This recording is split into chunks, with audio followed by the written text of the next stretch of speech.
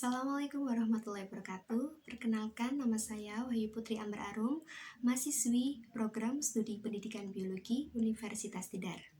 Nah, pada pembahasan video kali ini, saya akan mengangkat suatu materi dari fisika serta akan memberikan contoh penerapan yang bisa kita temui dalam kehidupan sehari-hari.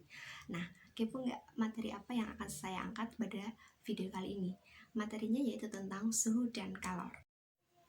Suhu atau temperatur adalah besaran yang menunjukkan panas atau dinginnya suatu benda. Nah, benda semakin dingin, maka suhunya semakin rendah. Sedangkan benda yang semakin panas, maka suhunya akan semakin tinggi. Nah, jika kita ingin mengukur suhu, maka ada alat ukurnya, yaitu termometer. Beberapa jenis termometer yaitu ada termometer klinis, seperti yang ada di gambar di atas ini. Termometer klinis ini bisa digunakan untuk mengukur suhu tubuh. Yang kemudian ada termometer laboratorium, seperti gambar di atas ini. Nah, termometer laboratorium ini biasanya digunakan untuk alat-alat praktikum. Kemudian ada termometer dinding, seperti di sini. Nah, termometer dinding ini biasanya digunakan untuk mengukur suhu ruangan. Kemudian terdapat kalor. Kalor di sini berbeda dengan suhu. Kalor adalah energi yang berpindah akibat adanya perbedaan suhu. Perpindahan kalor dibagi menjadi 3 jenis. Yang pertama yaitu konduksi. Konduksi adalah perpindahan kalor tanpa adanya zat perantara.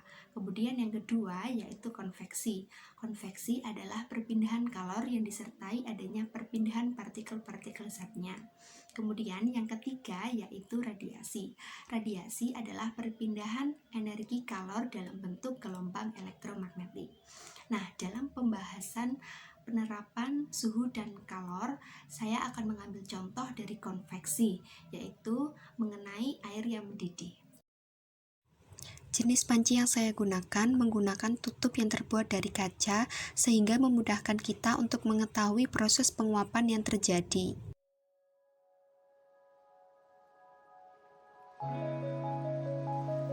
Pada saat memanaskan air di panci dengan menggunakan kompor, maka api dari kompor memberikan kalor kepada air.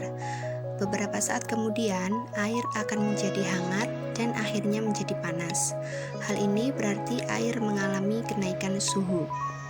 Jika air telah mencapai pada suhu 100 derajat Celcius dan terus-menerus dipanaskan, maka lama-kelamaan jumlah air akan semakin berkurang karena telah berubah menjadi uap.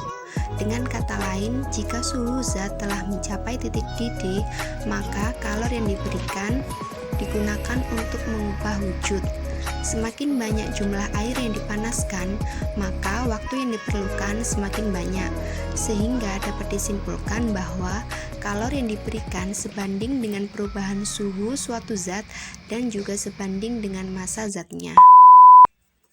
Secara matematis dapat dirumuskan sebagai berikut. Hi sama dengan M kali delta T. Hi sebagai kalor, M sebagai massa jenis, sedangkan delta T sebagai perubahan suhu suatu zat. Terima kasih sudah menonton video dari saya. Semoga bermanfaat bagi kita semua dan bisa menambah wawasan dan pengetahuan. See you the next video. Assalamualaikum warahmatullahi wabarakatuh.